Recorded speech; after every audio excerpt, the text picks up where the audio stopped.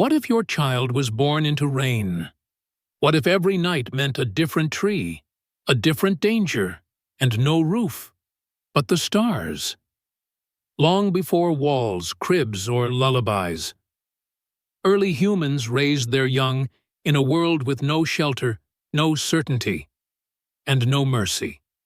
This is not a story of comfort. It is a story of fire, of instinct, of survival, written in muscle and mud. The screams of the child were not of fear, but of air entering lungs for the first time. Blood still clung to the infant as the mother crouched half-submerged in reeds, her legs trembling, but her gaze unwavering. Around her, 5 members of the band formed a loose circle, backs to her eyes, scanning the open grassland. A small fire crackled, concealed under a canopy of thick leaves and broken bark, casting flickers against bare skin smeared with ash and ochre.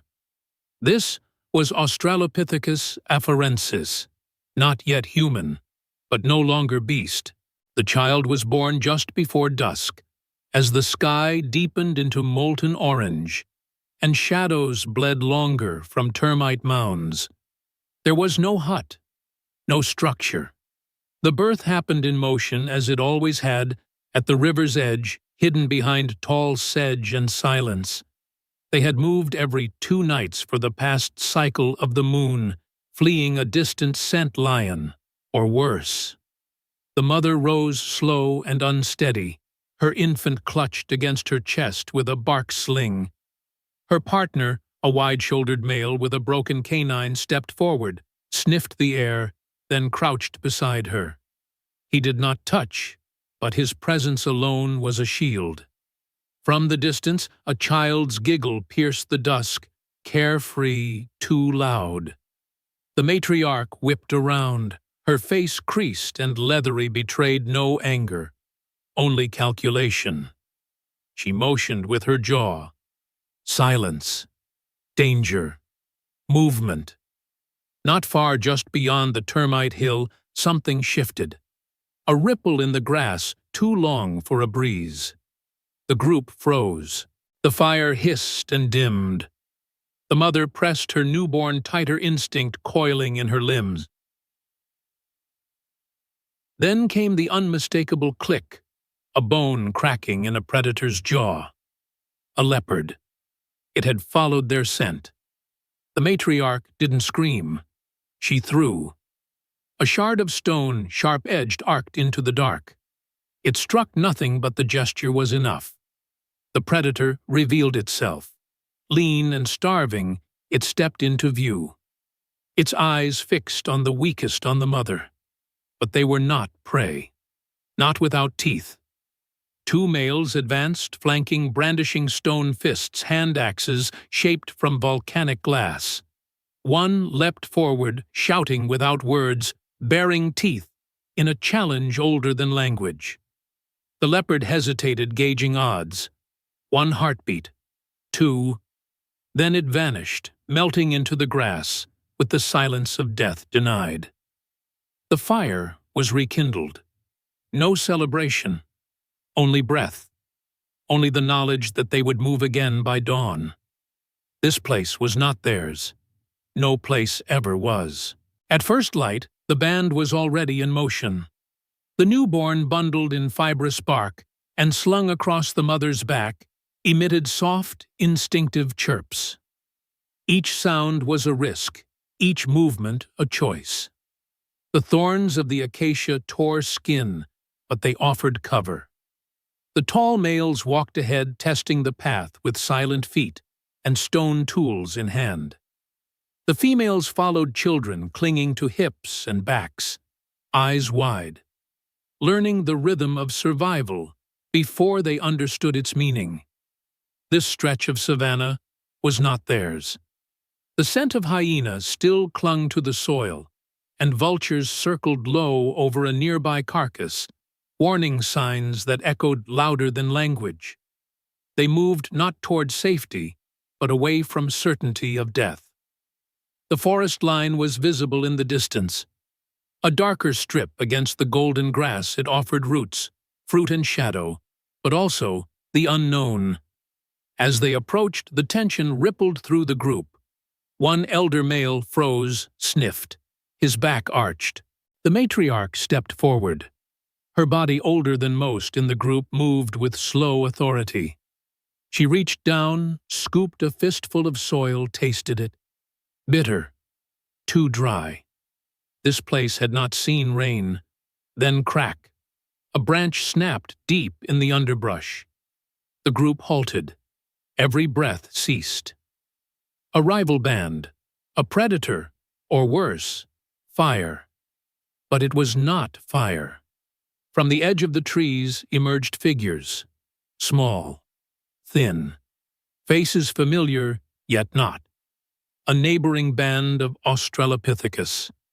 The tension twisted into stillness. One child from the other group stepped forward, holding a fruit high in the air, a gesture not of threat, but of offering. Still, the matriarch did not move. She studied them, counted heads, watched hands. Her gaze landed on one of the other females. A swollen belly. A nursing child. Like them, this band was raising life without walls, without permanence. But unity was not given. It had to be earned through action. Without warning, the sky opened. A low rumble, then sheets of water collapsed from above. The storm was sudden, primal, and unforgiving. The fire hissed into silence. The children wailed. The infants shivered. The grass, slick with mud, clung to their limbs. In seconds, the savannah turned into a slick trap. And then came the wind ripping through the trees like an invisible predator. The matriarch acted first. She grabbed the mother with the newborn and pulled her toward a hollow in the earth, an old elephant trail now washed into a ditch. One by one, the rest followed, crawling, carrying dragging bundles, and bark and stone. The rival group hesitated until one of their infants slipped in the mud. The child cried out, and in a flash, the two bands were one. No words exchanged, only shared instinct. They huddled together beneath a fallen log, soaked and shivering muscles clenched against the cold. Mothers shielded their children with their bodies. The males blocked the wind with their backs. The matriarch crouched at the entrance, eyes wide open, listening, always listening. Above them, the storm howled. But below, breath by breath, the future pressed closer into the warmth of flesh and fireless hope. By nightfall, the storm had passed, leaving behind a silence that rang louder than thunder. The earth steamed. Pools formed where the land dipped. Branches snapped from above lay twisted like the bones of forgotten giants. And in the shallow ditch beneath the fallen log, two bands of early humans breathed as one, huddled hungry but alive. The matriarch emerged first, stepping carefully onto the soaked ground. Her joints ached from cold, but her gaze was sharp. She surveyed the wreckage, no fire, no dry bark, and worst of all, no clear scent trail. The flood had washed their history away. They would have to start again. The other band's leader, a tall male with a wounded arm, limped to her side. They stood not as rivals now, but as mirrors of the same truth their young had survived because they had not fought. As the sun broke through the shredded clouds, a new rhythm began.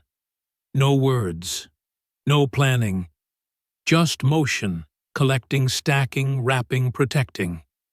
Bark was stripped. Wet leaves were hung from branches.